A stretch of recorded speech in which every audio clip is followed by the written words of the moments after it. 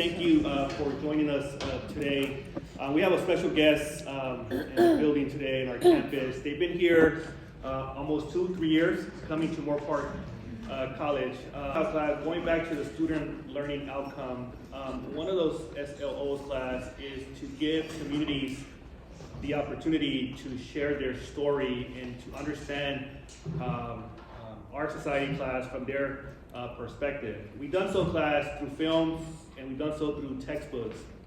But the most best way, unique way class, most special way is to get it from the people themselves, right? And for that reason, right, we invited the Garifuna community to come and share their stories, share their culture, right, their worldviews, right, about how they formed over the years. So please help me. Let's give the Garifuna community a big round of applause. So my name is Cheryl Noralez, and I'm the founder, of Garifuna American Heritage Foundation United. It's been around since 2005, so we are celebrating our 26th year. So today I'm going to talk to you about our Garifuna beginning from our homeland in Urume, which is our native tongue for Saint Vincent. How many of you have ever heard of Saint Vincent in the Philippines? Anybody? Yeah?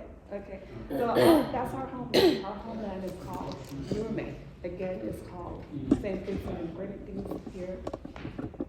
So, exile and emergence, the Garifuna forced migration from Urume to Honduras and beyond. And this is based on research, years of research, and oral history. And a lot of the oral history and a lot of the historical facts that I talk about today was given to me by various historians from the Taino community, from the Garifuna-Kalinago, we're interchangeable, we call the same thing. I'll explain that a little bit more. And also from my mentor, Professor Salvador Suazo, who is a historian from Honduras. The Garifuna people are descendants of island Caribs, Arawaks, and African explorers from Mali. Represent one of the Caribbean's most resilient and culturally dynamic communities. This presentation examines historical trajectory from Urume, Saint Vincent, and the Grenadines. The ancestral homeland of Roatán to our next ancestral homeland in Roatán, Honduras, following their exile in 1797. Forced exile by the British colonial authorities. Now, we're going to walk you through what that looked like for us from our indigenous perspective. I know you probably read a lot of books out there that's written about us, but it wasn't from our perspective. It was written about us, but not by us. Urume, the Indigenous Caribbean world. Urume, Saint Vincent is the ancestral homeland of the Garifuna people. The island has been continuously inhabited for over 7,000 years. Early indigenous groups included the Siboney, the Locono, Arawaks, they're the same people, and the Colonial, Carib. Throughout history and throughout this presentation, you'll hear me interchangeably using the words Carib, Colonial, and Garifuna. We're all the same people. It's the indigenous name that we call ourselves, Kalina, and then what we call ourselves now, Garifuna, and what the planters, which are the colonizers in Saint Vincent, which they labeled us as Caribs. And when they labeled us as Caribs, they basically labeled us. Early indigenous groups included the Siboney, the Locono, which are Arawak. Locono are Arawak, same thing. We were called Locono, that's our indigenous name. Later on, we were coined Arawak, but we're the same people. And then again, Kalina is our indigenous name, later transferred to Carib by the planters, and now we call ourselves Garifuna singular, Garínagu plural. Okay? The Colonial formed intermarriage alliance with the Locono, who later settled in Dominica. Urume, Saint Vincent is in the Lesser Antilles, a chain of 24 small island states. Colonial Carib, Garifuna, territories once stretched over 500 miles, from Grenada, Tobago, Saint Vincent, Saint Lucia, Dominica, Martinique, Guadeloupe, Antigua, and then Saint Christopher, now known as Saint Kitts. I'm sorry, Saint Kitts known as Saint Christopher now. Also in Trinidad and Barbados, where who's from? Rihanna! Woohoo! And isn't Cardi B from there too? Or the other one? Trinidad, yeah. One of them is. Okay, so Trinidad and Tobago traditionally are Arawak territories. Okay? The ancient pictographs where you see here of Saint Vincent, some dated as far back as 300 to 600 AD. Yet some designs estimated to be from 500 BC to 1500 AD stand as an early visual expression of the same indigenous worldview that later shaped Arawak and Kalinago society, and through survival, resistance, and migration of the Garifuna people. Their symbols carved into stone long before European contact reflect the cosmology rooted in land, ancestors, and sacred rhythms of the natural world. That worldview endures today in Garifuna spirituality, in dance, in language, in communal memory. In this way, the pictographs are not relics of a vanished culture, but markers of an unbroken lineage, connecting the earliest Amerindian inhabitants of Niue to the contemporary Garifuna communities who continue to honor and embody our ancestral legacy. Next. So a little bit about the picture. The one at the bottom is Saint Vincent. That's the homeland. That's the entire island with the surrounding grenadines. Historical background. Niue also called Heron in the Garínagu language, and Niue in the Arawak language. So what happened there is that it was two distinct groups of native indigenous people, and then they intermarried. The men spoke one language, and then the women spoke another language. And over time, they were able to, able to communicate with themselves. Again, Niue, also called Heron in the Kalinago and Garifuna language, refers to the island known today as Saint Vincent. This island is central to Garifuna identity because it represents our ancestral homeland. Archaeological evidence shows that Saint Vincent has been inhabited for about 7,000 years. Over time, a lingua franca developed among Kalinago women, Carib men, and later the African explorers, eventually evolving into what we know now as Garifuna language. A lingua franca is the bridge of language adopted from communication between groups who speak different native language. Like I said earlier, the men spoke one language and the women spoke another language.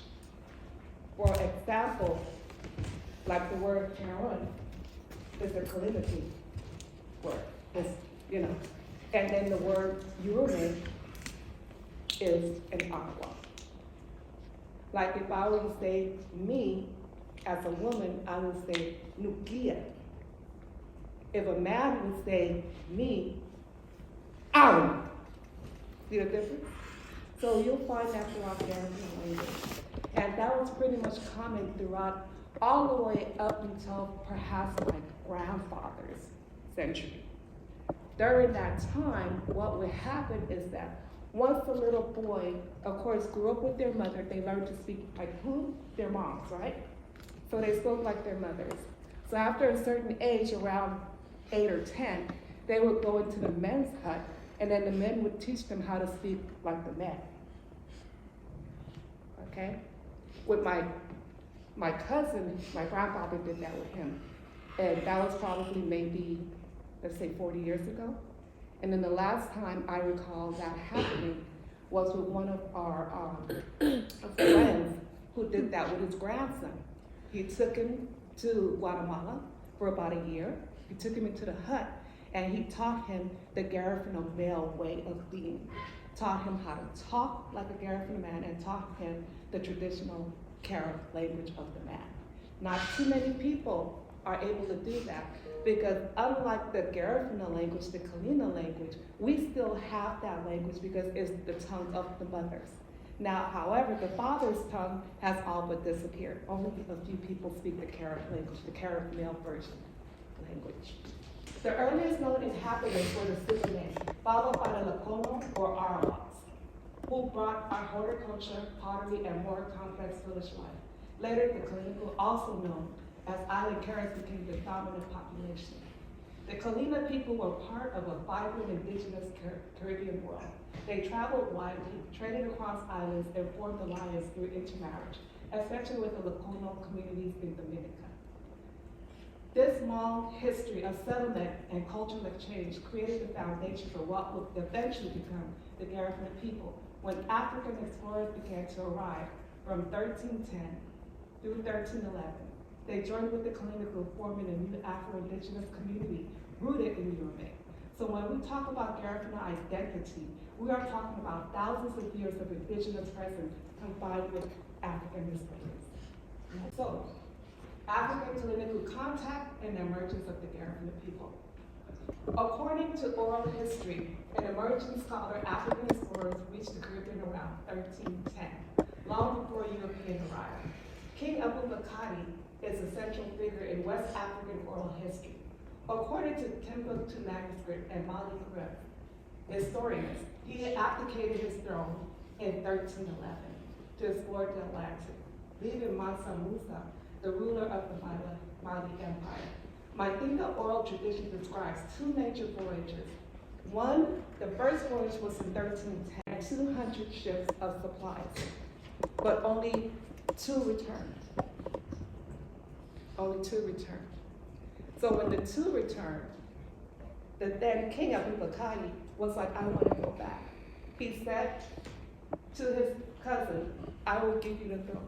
You can conquer the land and I will conquer the sea. So he went with an additional 2,000 ships and 2,000 men to come to explore this world. And the way that the winds blow from where they're at in Africa, it always lands into this side of the world, on this side of the world. So there's historical account that Abubakari died in Brazil. But of course, with history that's not written by us, a lot of people dispute that. But the Brazilian people, the indigenous Brazilian people, are aware of his presence, and they believe that the tomb that they believe is his is actually his.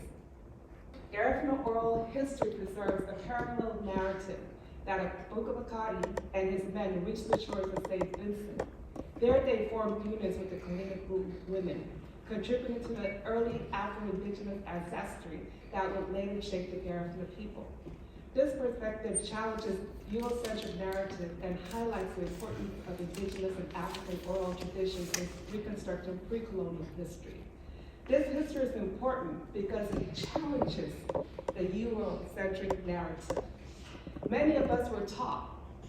Colonial writers claim that these Africans were violent invaders, that they came in, stole the women, raped them. Doesn't that sound familiar? That we did all these things. We were so vicious. We killed the Kalinago men off and we seized them as their wives. We seized their wives. But accounts were shaped by colonial agenda, not by indigenous Garifuna perspective.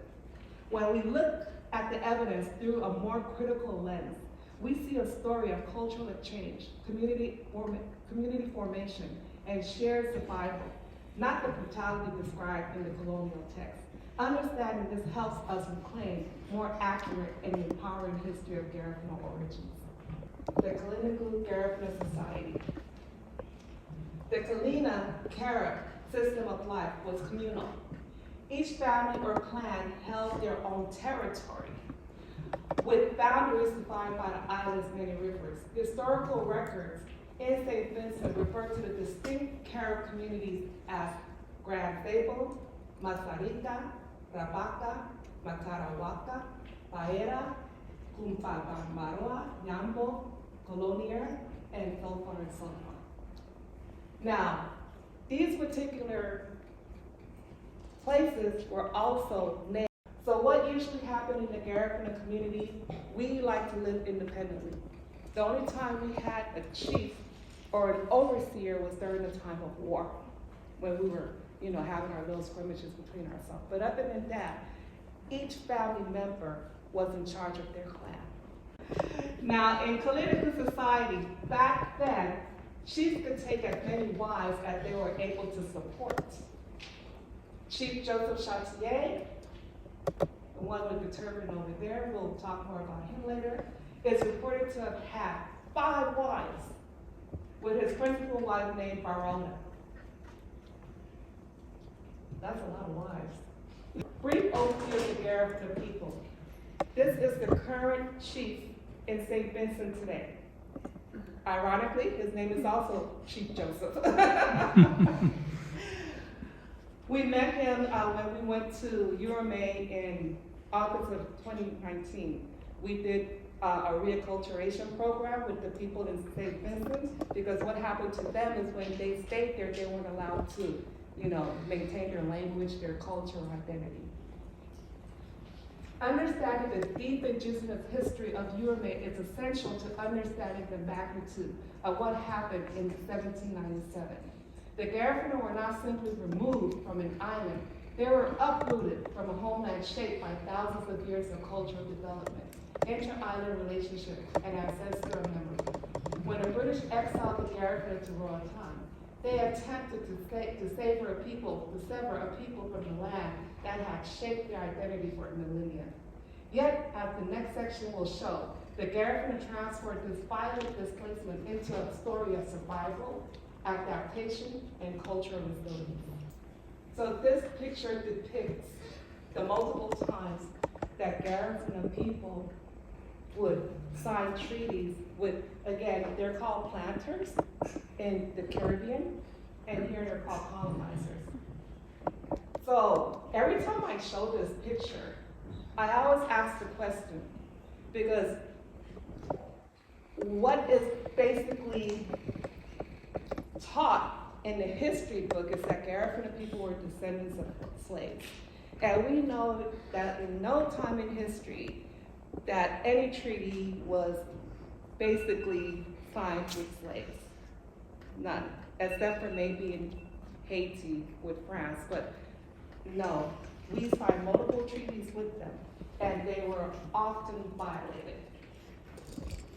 European arrival in Urume and the surrounding islands began in 1498.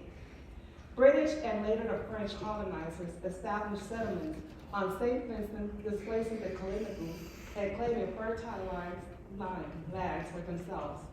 Their abandoned presence and illegal land seizures sparked 150 years. 150 years of fighting for our homeland. We were persistent. If somebody came into your house and they said, no, it's my house now, would you just give them the key? No, you'll be like, no, that's not happening. And that was basically what was happening there.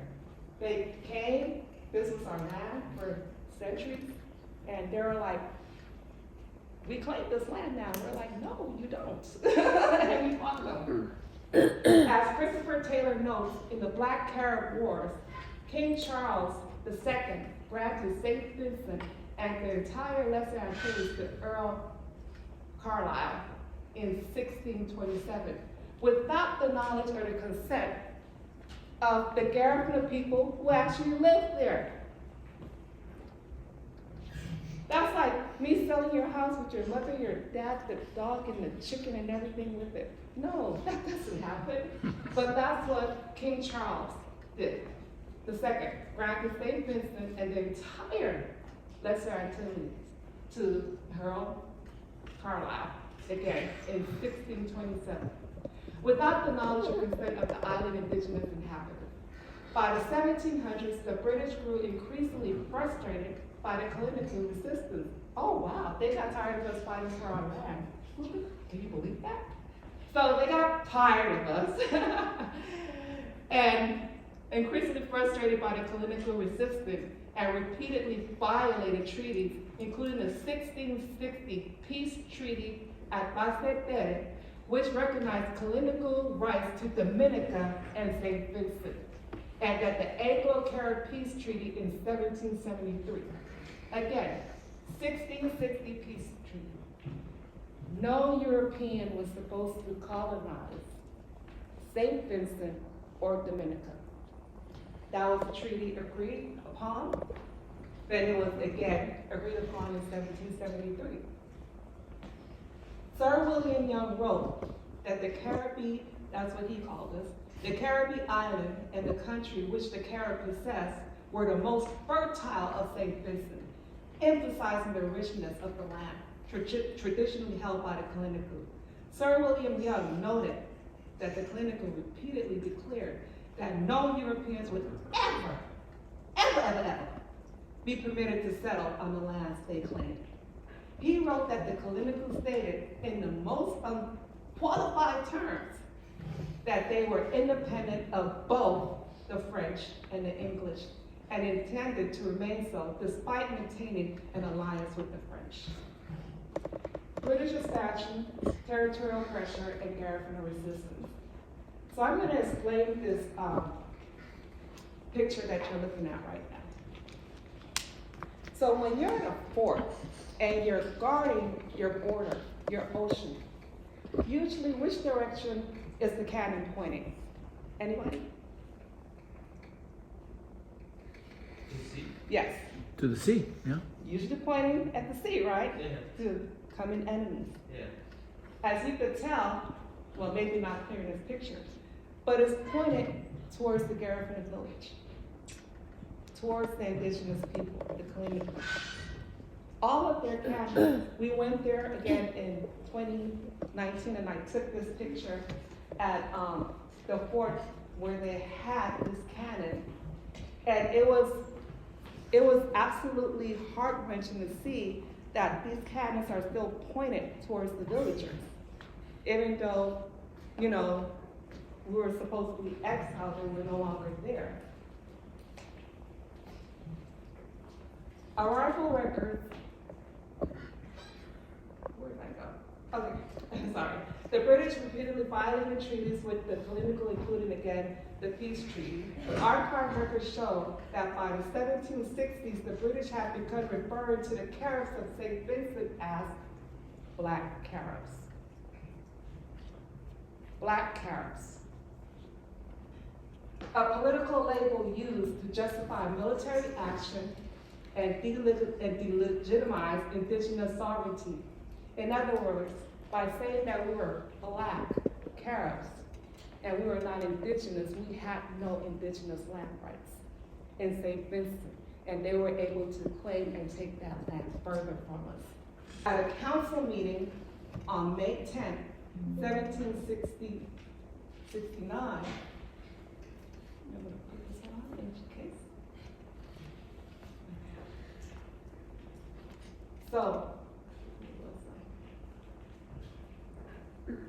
at a council meeting on May 10, 1769, British officials discussed drafting a militia bill specifically targeting the Black Caribs. As Julia Chung Kim noted in Early American Studies 2013, the British turned in the late 18th century to a strategy of renaming the Caribs of St. Vincent Black Caribs and attributing primarily African origin, meaning we were no longer indigenous to St. Vincent. We were indigenous to Africa. Prior to that, the island Caribs were all just Caribs. There was no black, there was no red, there was no yellow. But over time, they started to, you're Black Carib, you're yellow Carib, and then you're red Carib. Sir William Young wrote that the Kalinago declared that they recognized no king. I have to say this. The Kalinago declared that they recognized no king and would acknowledge no king, a stance that infuriated the British monarch. Their insistence on political independence directly challenged European claims of authority over St. Vincent. These escalating tensions and racialized classification contributed to the First Carib War from 1772 to 1773, and the Second Carib War, 1795 to 1797. The events leading to the Garifuna genocide and exile of 1797. The Second Carib War began on March 10, 1795. Chief Duvalier was the brother of the paramount chief, Joseph Chartier. Remember I said earlier, the only time we had a chief was when we were in war. So during this time, we were in war, full-scale war with the British. And the French were on our side. Because sometimes when we were in war, sometimes we were fighting against the French, and sometimes we were fighting against the British, sometimes we were fighting against them both. This time, we were fighting against the British. So again, Chief Duvalier, brother and deputy to Chief Joseph Chartier, led the resistance on the leeward side of Saint Vincent, while Chartier, the paramount chief of all Black Caribs, commanded the windward front. On March 14, Joseph Chartier was ambushed, severely wounded by Major Alexander Leach, and died of his injuries, a turning point in the conflict. After Chief Chartier's death, his brother, Chief Duvalier, continued to lead the resistance until the end of the war, when negotiating the surrender were finally reached. That was like 18 months later after Chartier had died. According to historical accounts, one of Chief Joseph Chartier's sons initially negotiated terms of surrender in early October 1796, followed by other leaders including Chief Thunder, Toussaint, Emmanuel, and Duvalier, who would later surrender as well. By October 26, 1796, the number of Garínagu who had reportedly surrendered reached about 5,080 men, women, and children. So when they surrendered or captured or imprisoned, they were imprisoned here on Balliceaux. Balliceaux is a barren island, even to this day. The indigenous people of Saint Vincent never went there dead. The indigenous people of Saint Vincent do not go there now. But now, with Garifuna people and interested people wanting to see Balliceaux, they make annual pilgrimage to this place, which is supposed to be a burial place. Many of our Garifuna ancestors died at this location. And now, every year, for the past couple of years, they go there and they do an annual pilgrimage. Some to honor, some to just, kind of be nosy. As documented in The Rise and Fall of the Black Caribs by I.E. Kirby and C.I. Martin, the British ordered 2 regiments from North America, along with additional forces from neighboring islands, to suppress the Carib resistance. Yet, not all English observers supported the colonial campaign. Historian Byron Edwards openly acknowledged that the Black Caribs had been wrong. According to the archival records, planter communities instructed their European agents to argue back to the King of England that either the settlers or the Caribs must be removed from Saint Vincent. This rationale became the basis for the imprisonment and eventual removal of the Carib people, whose only offense was defending their ancestral homeland.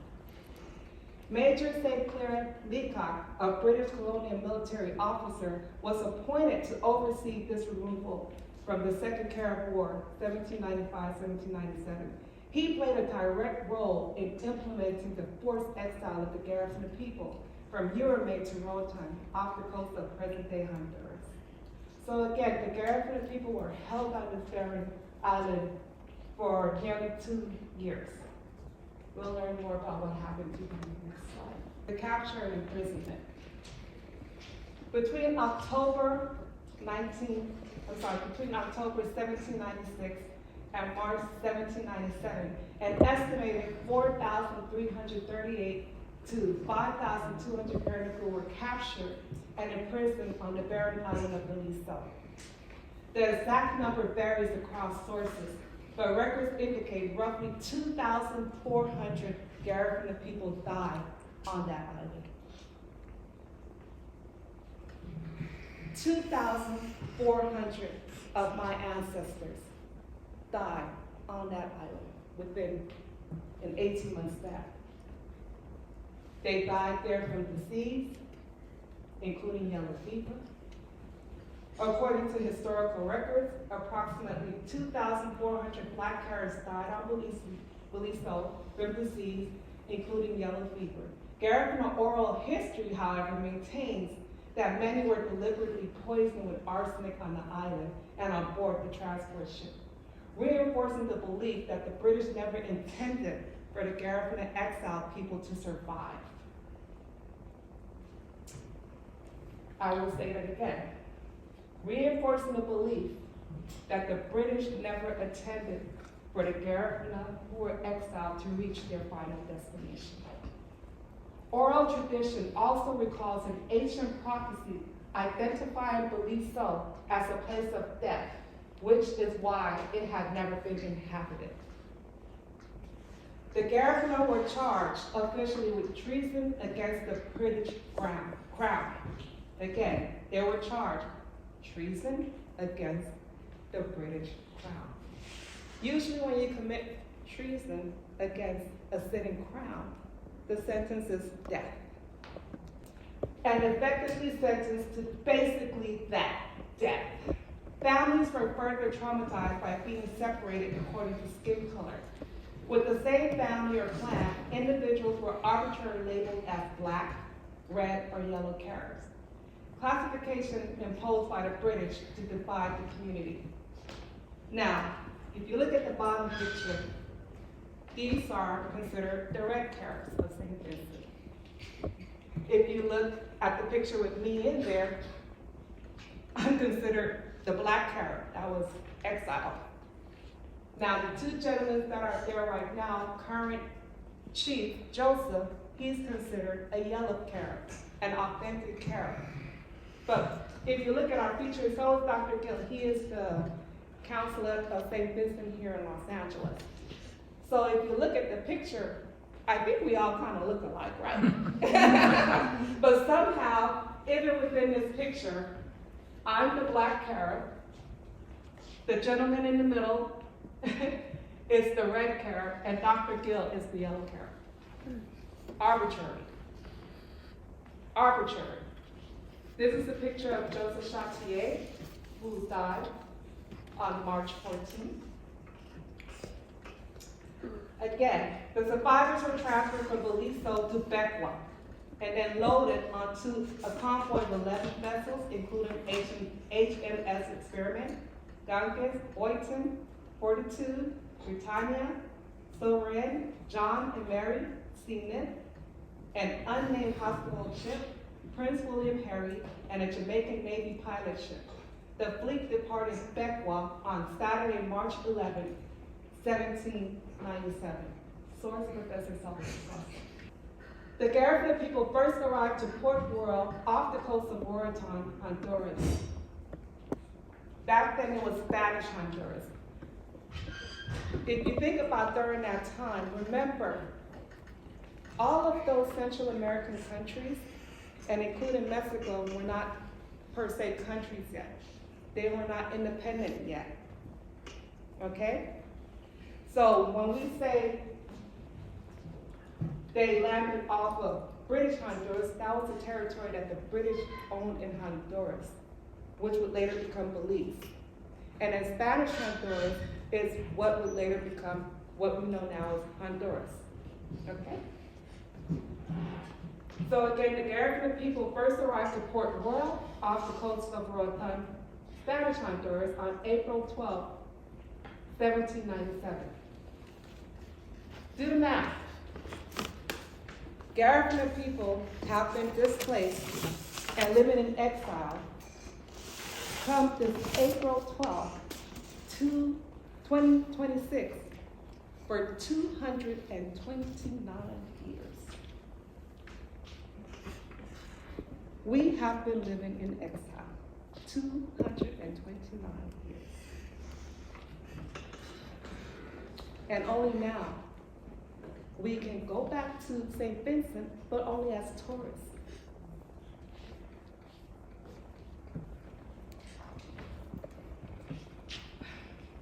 After being exiled by the British from their ancestral homeland, New Guinea, after their arrival in Roatán, the Garifuna people requested permission from the temporary Spanish authorities to enter the mainland of Spanish Honduras so we could get food.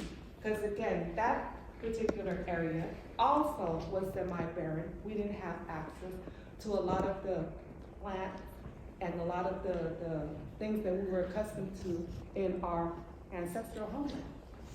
According to the Garifuna oral history, the permission was granted. The permission was granted, but only with the condition, because our names and our reputation was slanderized, we were told, the Spanish people were told by the British, stay away from these Carib people because they're cannibals. They're rapists. They will kill your wife. They will kill your children. This is what you will read in history books written about us. You'll still find history books that label us as Caribs. So again, according to Garifuna oral history, we were granted permission to go to mainland Spanish Honduras, but only if we had the devil blessed out of us and baptized Catholic. So we were baptized, some of us were baptized Catholic, and whoever petitioned for us, whatever family or whoever representative petitioned for us, gave us a Spanish last name. So that's why when you see a Garifuna person throughout Central America, you will often see them or hear them having a Spanish last name. Now, according to our family oral history, because my most of my great-great-grands spoke multiple language. They spoke Spanish. They learned to speak Spanish. They spoke French. They spoke English, and they spoke their native tongue. Some who encountered Dutch also spoke Dutch, because Garifuna people were able to pick up language really, really quick. So, according to our family, we were baptized by somebody named Noralez. But my grandfather, my great-great-grand, knowing how to spell, read, and write, was like, no, my name will not be spelled Morales. My great-great-grandfather, he wanted to make sure that people knew who was Garifuna, and rebellion to this day made sure that our name was spelled Noralez. You'll never ever hear a Spanish person with the last name Noralez. You'll hear Morales, but you will never ever hear Noralez. That was because my great-grandfather said, no, I'm going to spell my name the way I want to. 6 tribes, Oreyuna, Awawaraguna, Oligin, Masiragana, Habaraguna, Sewena. In the Garifuna diaspora, transferring temporary wartime labor into long-term settlement and community. Garifuna migration from Belize was driven by widespread inequalities, discrimination, and racism experienced under the dominant Creole population. According to Garifuna elder Clifford Palacio, the first Garifuna families arrived in Louisiana around the mid-1940s, with later waves settling in Los Angeles during the 1950s. In Honduras, corruption and persistent violence from the dominant Spanish-speaking population pushed many Garínagu to seek safety and opportunity in the United States. These combined forces, economic recruitment, political instability, and racialized violence shaped the major wave of Garifuna migration to the United States. Now today, New York has the largest Garifuna population outside of Honduras. Honduras has the largest population of Garifuna people in Central America, but outside of Central America, the largest population is in New York. Followed by, it used to be here, Los Angeles. But now there's more Garifuna people living in Houston than they are living here in Los Angeles. And then also in Chicago, in Florida, there's a huge Garifuna population now in Seattle. So the untold African Grove Theater linked to the Garifuna history. So the African Grove Theater was in New York.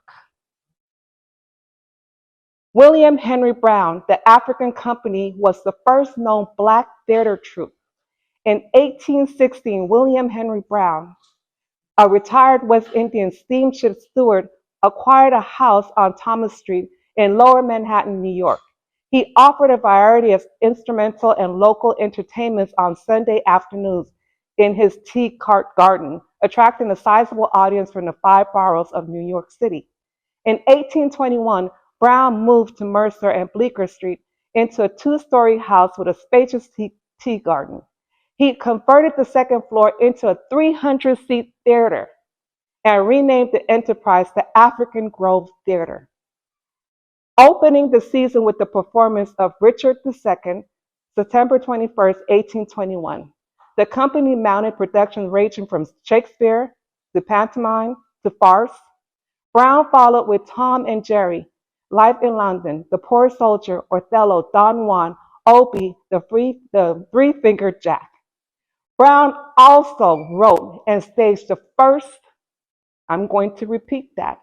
Brown also wrote and staged the first African American play, the drama of King Chatier, in 1823.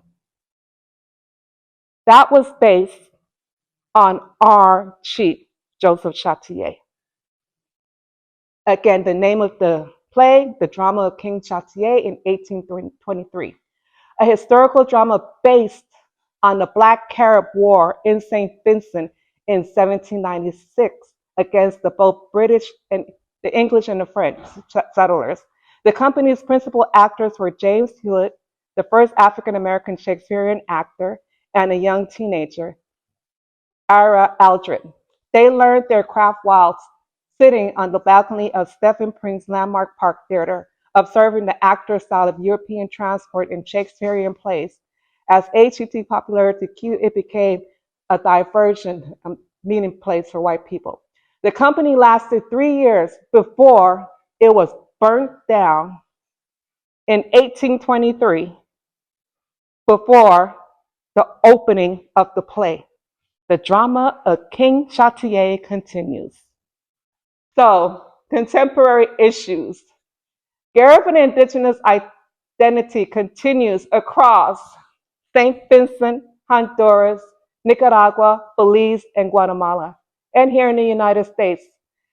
Despite centuries of displacement, exile, and forced migration, Garifuna communities maintain continuous ancestral ties to their territories. Today, our ancestral lands remain threatened by tourism, development, agro-industrial expansion, government-sanctioned land seizures, racialized violence. The struggle for land rights is, I have to say that slow. The struggle for land rights is inseparable from Garifuna identity and cultural survival. Garifuna identity, cultural continuity, and preservation are rooted in our Garifuna Dwo. Garifuna Dwo in our language means our Garifuna way of being, of thinking, of belief, our Garifuna way of who we are to the core. That's what Garifuna Dwo. Garifuna Dwo, our identity and our way of life. While identifying as Afro-Latino or Afro-Descendant or Afro-American may be acceptable here in the United States. However, using these labels in our home country takes away our land rights, takes away our indigenous land rights. Because once we start putting Afro or Latino in front of anything, that means we are no longer indigenous to our Caribbean homeland. We're indigenous to something else. And that's been something that was pushed in the early 2000s. It was like, you're Afro-American, you're Afro-Descendant. And we lost a lot of our indigenous land rights when a lot of people started to claim themselves Afro-Descendants and Afro-American.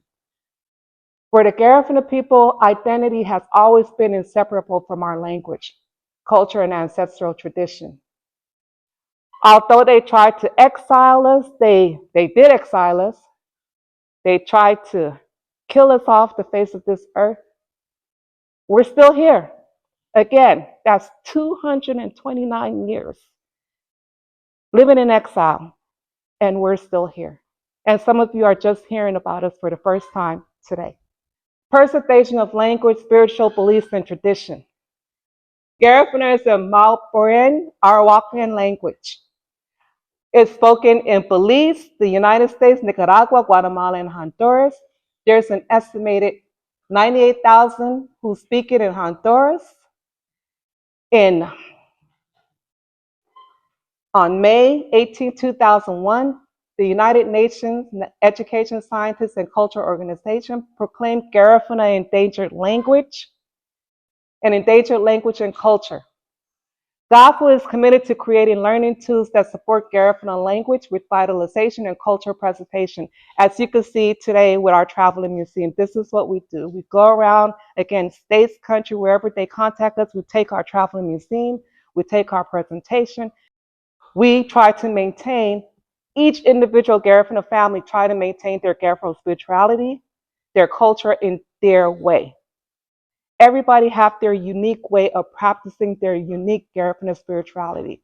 We have our spirituality where we have symbolic feeding of our ancestors after they've passed on, symbolically bathing them, symbolically providing them with new clothes, and we honor them every single day by calling their name. When our ancestors pass away, they become what we call ahari, and ahari is a spirit. You equate that to a guardian angel. Our ahari is somebody who we know, our grandmother, my mother who passed away. It takes, in our Garifuna belief, a year for them to get from here to the final resting place called ahari, the realm of the ancestors. So during that time, according to our beliefs, they're usually tired and they're hungry. And we replenish them by putting down their favorite food. So what you see at the bottom is a year ago when my mom celebrated her 1-year journey and she became an ahari, a spirit who's able to watch over us here. I made her her food that she liked, graham crackers, tea, and so forth. On the top, it looks familiar, right? So this is what our traveling museum looked like in 2005.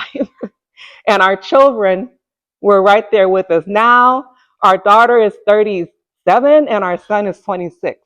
So we've been doing this a very long time. And again, the Garifuna language workbook. So what you're going to be seeing next, I know you're all excited for, is the Garifuna dancing, the cultural performance, which is vital in preservation because our language is taught through our music, our oral history is taught through our music. So it's very vital. It plays an important role in Garifuna identity and preservation.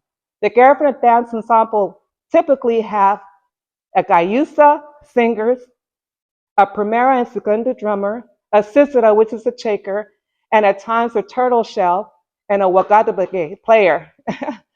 That is one of these ones. Oh, I put it over there. It's the conch shell. While there are 11 recognized Garifuna dance genres, the following are among the most popular. The hugga hugga is usually a spiritual dance, which we often do in the temple, or if not in the temple center, we put it to just welcome the ancestors, to honor them, to remember them. We usually do a hugga hugga at the beginning of a festivity or somewhere in the midst. Then we do a paranda. A paranda is a social dance, usually accompanied by a guitar, very mellow, you sway, whine a little bit. Then you have chumba. Chumba is a solo woman dance where they're dancing and then they're stimulating the different chores that we do in our home. So that's a chumba, like a miming dance. Then we have the also favorite, punta. How many people have heard of punta in here? Punta. Now, have you heard of traditional punta or punta twerking? What do you see on YouTube? Punta twerking, right? When they're always doing all that. That's punta twerking. Traditional punta is about your feet. That is not our original name for that dance. The original name is Landitigi and Bantigigi. Garifuna in Arawak language and Garifuna in Heron language. The Spanish people coined the term punta because when they saw the Garifuna people dance, we always pointed our toes in the direction we were dancing. So that's why they called it punta, because of the way our toes were pointed. But again, that is not the traditional name. Ban Gidi Lantanu. Wanaraqua, recognized as the Garifuna war dance. Wanaraqua features masked dancers and precise footwork symbolizing resistance, resilience, and the historical struggles against colonial force. Usually here in the Garifuna community, we do the Wanaraqua on Christmas Day and New Year's Day. We go house to house, and the men are dressed in masquerade and full ensemble, and they do the Wanaraqua, the traditional way, house to house. Next. Conclusion, the Garifuna as a model of resilience. The most significant challenges facing the Garifuna community in Los Angeles are the lack of identity, visibility, and representation. We are often placed into a broad racial or ethnic categories, Black or Afro-Latino, Afro-descendant, instead of being recognized by our own authentic Garifuna identity. So this erasure affects how we are seen, understood, and included. In terms of visibility, whether the event is African American, Latino, Central America, including Belizean, or Caribbean, Garifuna participation is frequently an afterthought. Too often when we are treated as others, and in some spaces the reception towards Garifuna people is far from welcoming. Because of this, Garifuna people must advocate for ourselves. We do not speak for our, if we do not speak for our indigenous identity, language, and heritage, others will misrepresent us, often without taking the time to learn who we are as a people. Rather than remain silent or rely on external validation, our solution has been to create our own spaces, activities, and cultural activities. This I am so proud of. This includes successfully petitioning the Los Angeles City Council to recognize Garifuna Heritage Month in 2014, a milestone that affirmed our presence and contribution to the city. So, Garifuna Heritage Month in the city of Los Angeles is in November.